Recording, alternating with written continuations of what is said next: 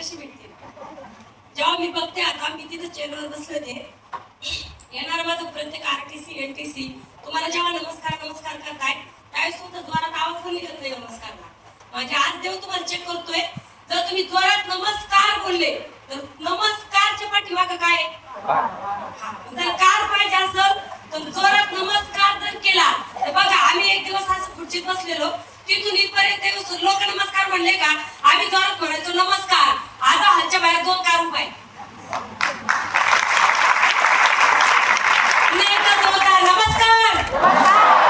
नवीन व्यक्तीसाठी ओळख करून दिली. नाव माझं जयश्री रमेश बोंद्रे. बघा जसं तुम्ही आज आलाय, पहिल्यांदा आलेली व्यक्ती, मला माहिती सहजासहजी आले नाही, फार बळजबरी आले आणि बळजबरी आणावं लागलं तुम्हाला इथपर्यंत.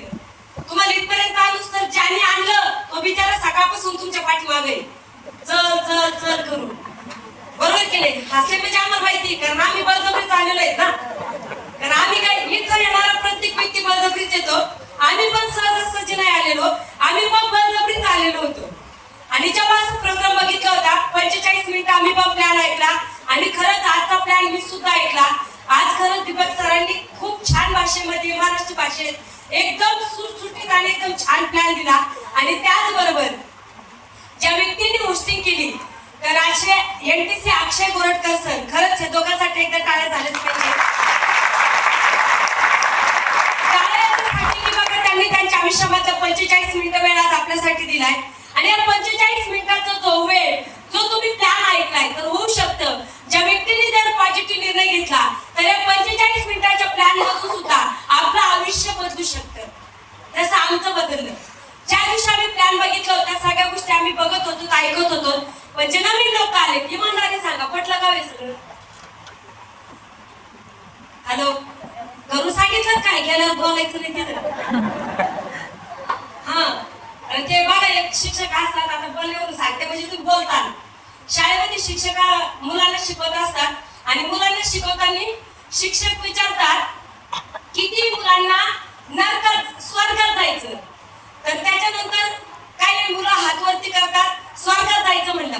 किती मुलांना नरकात जायचे, तर त्यावेळेस कोणीच हात वर करत नाही. म्हणजे स्वर्गात जायचं म्हटल्यावर सगळ्या अख्ख्या वर्गाने हात वर केला, पण एका मुलाने मात्र हात वर नाही केला. त्यावेळेस सर म्हणले तुला नरकात जायचं नाही, तुला स्वर्गात जायचं नाही, तुला नेमकं जायचं कुठं? ते म्हणले माझ्या तो मुलगा म्हणला माझी आई म्हटली सकाळी शाळेत जाताना सरळ शाळेत जायचं आणि शाळा सुटली का नीट घरी निघायचं. त्याच्यामुळे मला नरकात पण नको स्वर्गात पण नको असं काही महिला मंडळी करून सांगितलं नाही ना. हातपर्यंत नीट घरी या. कारण बघा आपला बिझनेस बोलण्याचा आहे. जर तुम्ही बोलले तर आपण इथं पैसे कमवू शकतो आणि बोलायचं तरी काय फक्त यस किंवा नो एवढ्याच 2 गोष्टी बोलायच्या.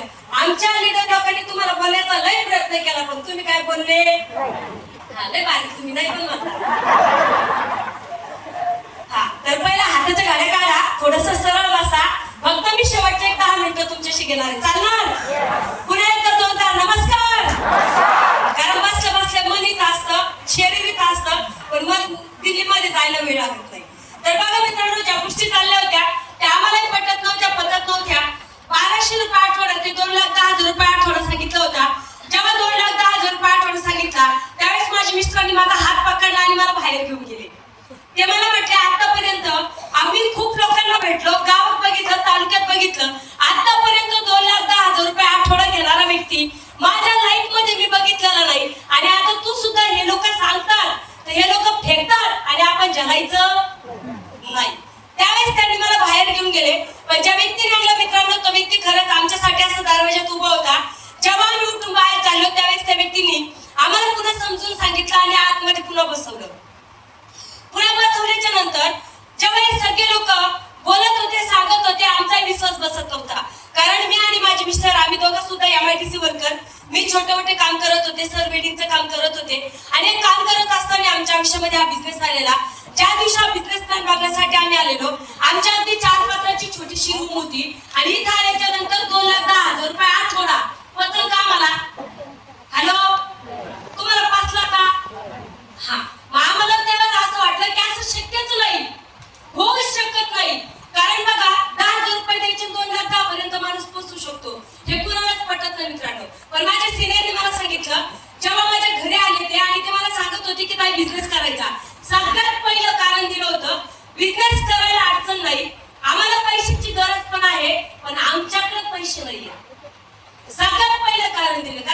विषय नाही म्हटलं की बाकीचा विषय संपला. म्हणून सगळ्यात पहिलं कारण दिलं आमच्याकडे पैसे नाही आणि दुसऱ्यांदा सांगितलं की 10,000 तुला 10 कशी भेटतील, शक्य नाही. त्यावेळेस मला त्यांनी सांगितलं ऊस आहे आणि त्या ऊसात साखर पण आहे, गुळ पण आहे, तुम्हाला आता दिसतोय का ऊसात? मी म्हणलं नाही. ते म्हणले याला प्रोसेस करावं लागते, ऊस कारखान्यात घेऊन जावा लागतोय, त्यामुळे त्याला साखर आणि गुळ त्याच्यातून निघतं. बरोबर ना? हॅलो. हा, त्याचबरोबर त्यांनी मला सांगितलं तुम्ही कापूस बघा म्हणे, कापूस जर तुम्ही असं बघितला तर तुम्हाला याच्यात नाना प्रकारचे कपडे दिसतात का? मी म्हटलं नाही, पांढरा कापूस आहे, त्यात कायचे कपडे येतं? त्यावेळेस ते म्हणजे हाच कापूस जर कारखान्यात नेला आणि प्रोसेस जर केली तर तिथं पण किती नाना प्रकारचे कपडे बनतात की नाही बनतात? येस. एका मातीपासून अनेक आपण वस्तू सुद्धा तयार करू शकतो. त्याचप्रमाणे आपण जेव्हा इथं 10,000 रुपये देतो, आपली वस्तू आपल्याला मिळते, आपल्याला काम करावं लागतं, फुकट नाही भेटत. काही लय लोक म्हणतात नेटवर्क मार्केटिंग म्हणजे रुपये घालायचा धंदा आहे. अजून नका आली नाही, कोणी कोणाच्या डोक्यात टोपी घातली, मला 10 वर्षात नाही कळालं, कारण तसं काही मला दिसलंच नाही. 11-12 वर्ष चालू आहे या बिझनेस मध्ये आम्ही काम करतोय. त्यामुळे एक विश्वास ठेवणं मात्र गरजेचं आहे. चुकून जर त्या दिवशी आम्ही हा बिझनेस करण्यासाठी जर नाही बोललो असतो तर आमच्या आयुष्यामध्ये अजिबात परिवर्तन झालं नसतं. जेव्हा आम्ही हा बिझनेस स्टार्ट केलेला त्यावेळेस आमच्याकडे 2 व्हीलर सुद्धा नव्हती, 4 व्हीलर लांबच राहिलो, 2 व्हीलर सुद्धा आमच्याकडे नव्हती. मी आणि माझी मिस्टरने आम्ही 3 महिने आम्ही सायकलवर बिझनेस केला. मला असं वाटतं हलमध्ये असं कुणी नसावा की त्यांच्याकडे आता सायकल असेल तर ते वजन कमी करायसाठी वापरत असतील, पण कामासाठी नाही. आणि त्यावेळेस आम्ही सायकल कामासाठी वापरत होतो. 3 महिने आम्ही सायकलवर बिझनेस केला.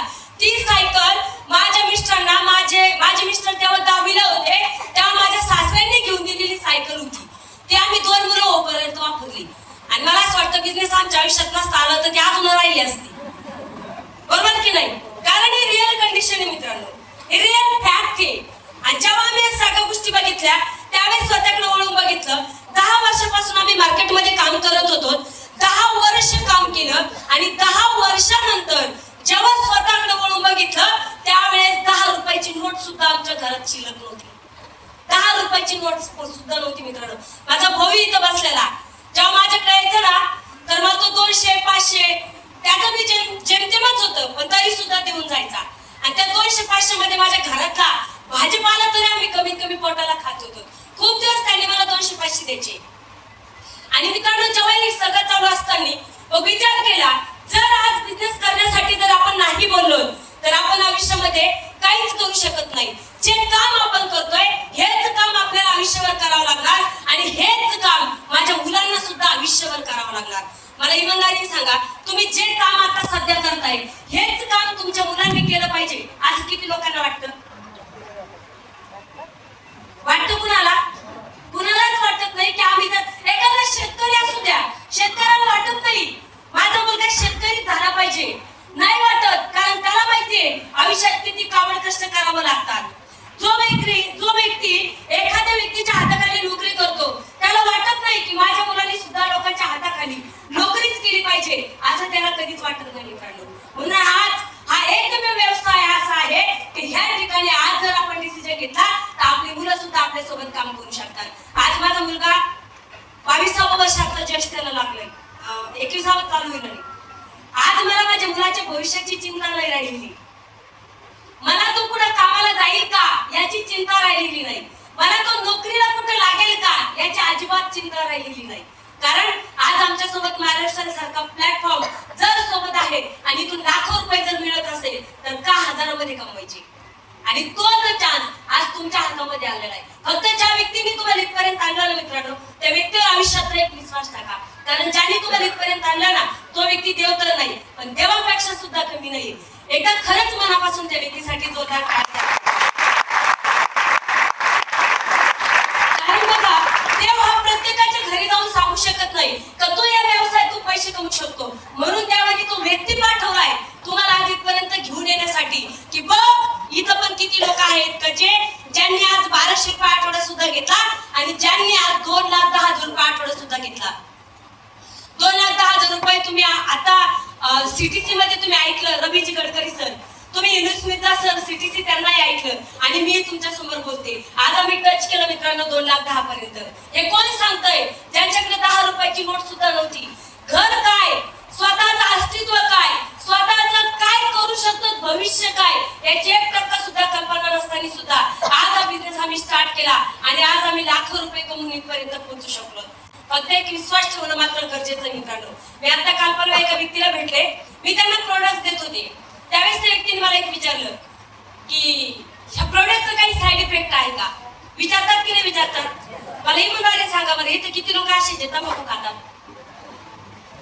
नाही मला हात करणार तुम्ही, मला माहिती एक बी नाही करणार. भले मला तिकडे गाडीच्या पाठीमागे गेलेले गपचूप खाताना दिसतात. मला बरोबर माहिती गाडीच्या पाठीमागे माणूस गेला का बरोबर तंबाखू चोळतो हे मला माहिती.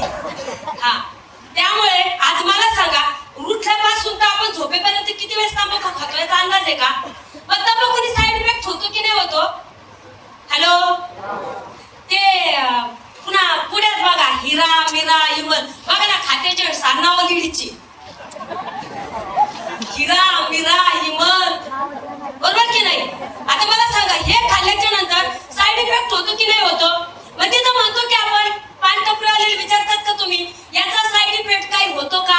होत असेल तर नको. अहो एवढं मोठं त्याच्यावर ते चित्र दिलेलं आहे, चित्र, ये खाने से कर्करोग होता है, तरी बी नाही लागतं सगळ्यांना, तरी बी खातात. मग त्यांनी साईड इफेक्ट नाही का? बघा मित्रांनो, आज जर आपण बघितलं, गांजा असू द्या, आपा असू द्या, दारू असू द्या, आज तंबाखू असू द्या, गुटखा असू द्या, आज लोकांचं शरीर खराब करून पैसे कमवतात. आणि आज आपण जर महाराष्ट्र मध्ये आलो मित्रांनो, आज एलिमेंट ज्वेलरी सोन्याचे आणि लोकांच्या आरोग्य सुधारतोय आपण लोकांचे आरोग्य. मग मला सांगा, आता इथून पुढे ध्यानात ठेवायचं, जर तुम्हाला कोणी विचारलं ना ह्या प्रोडक्टचा साईड इफेक्ट आहे का? कारण मित्रांनो, या स्टेजवर मी तुमच्या समोर छाती ठोकपणे सांगू शकते, मला या बिझनेस मध्ये 12वं वर्ष चालू आहे. आपल्या कंपनीची ओपनिंग डेट 14 ऑगस्ट 2013 ला झालेली आहे आणि त्या दिवशीपासून माझं आणि माझ्या मिस्टरांचं जॉईनिंग या कंपनीमध्ये झालेलं आहे. आतापर्यंत ज्या ज्या लोकांना आम्ही प्रोडक्ट दिले, कारण काही लोक लई डेंजर असतात, काही लोक काय म्हणतात, कावळ्याला बसायचं फांदी तुटली मग, बरोबर की नाही? आज डोक्यात काहीच ठेवू नका. 12 वर्षात कावळा बसला नाही, फांदी तुटली नाही. 12 वर्षामध्ये आतापर्यंत झालं काय? तर 12 वर्षामध्ये लोकांचे आजार बरे झाले. 12 वर्षामध्ये झालं काय? 12 वर्षामध्ये लोकांच्या घरात पैसा गेला. ज्यांना स्वतःचं घर नव्हतं त्यांना स्वतःचं घर झालंय. ज्यांना गाडी नव्हती फोर व्हीलर त्यांना स्वतःची गाडी झाली. ज्यांच्या मुलीचं लग्न करायचं होतं, कारण मित्रांनो हा फॅमिलीमध्ये खूप मोठा प्रश्न असतो, ज्यांना मुलीचं लग्न करायचं होतं त्यांच्या मुलीचे लग्न महाराष्ट्राच्या पैशामधून झाले. कुणाचे आजार जर असतील तर ते महाराष्ट्राच्या पैशामधून क्लिअर झाले. मग मला एक सांगा, महाराष्ट्राला केलं पाहिजे की नाही केलं पाहिजे?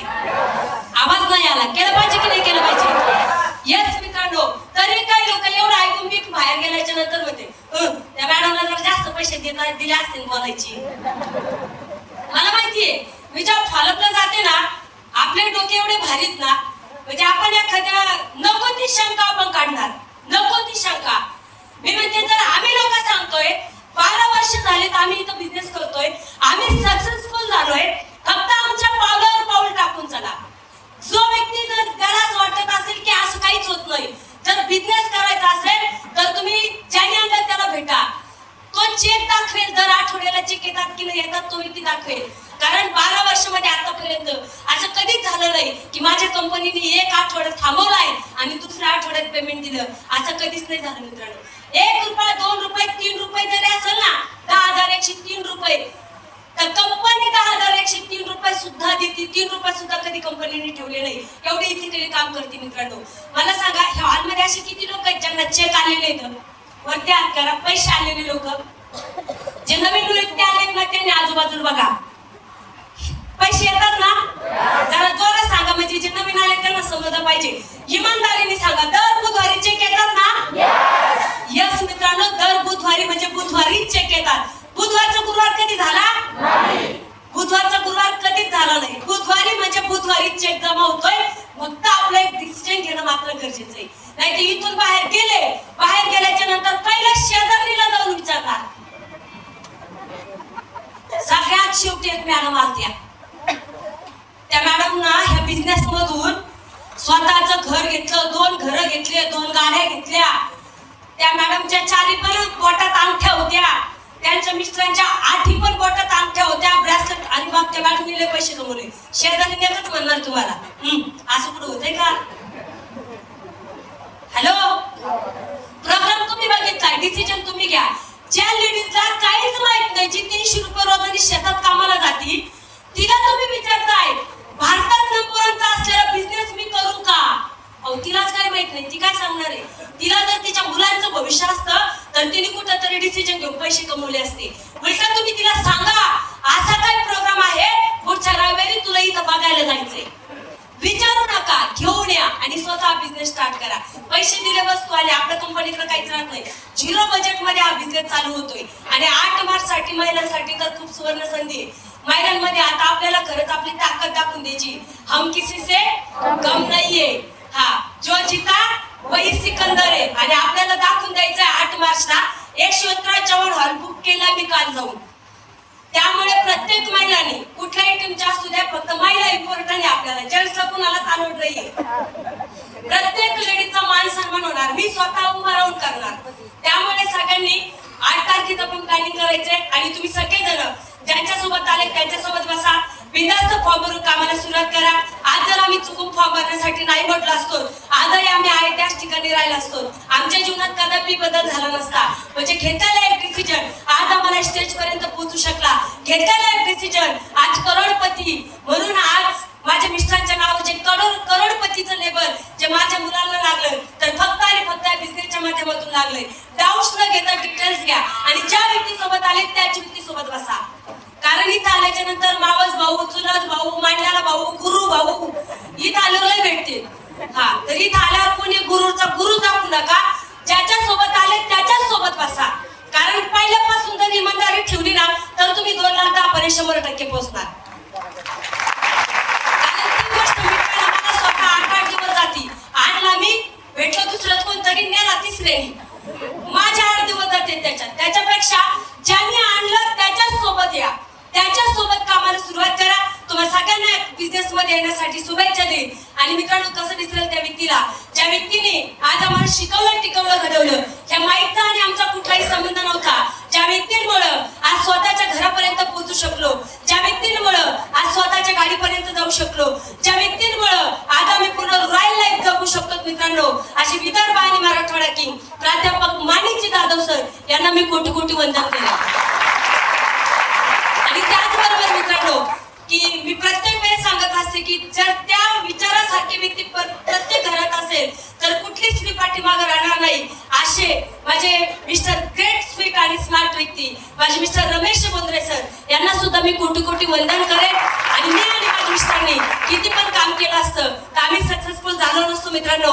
पण आमच्याकडे काही नसताना सुद्धा माझ्या टीमने माझ्यावर विश्वास ठेवला आणि माझी टीम मुळे आम्ही खरं स्टेज पर्यंत येऊ शकलो. अशी माझी ऑल एंटायर टीम, त्यांची सगळ्यांची मी शतशरुणी राहील आणि इथंच थांबेल. Okay, wish all the best. जय हिंद, जय महाराष्ट्र आणि फक्त महाराष्ट्र.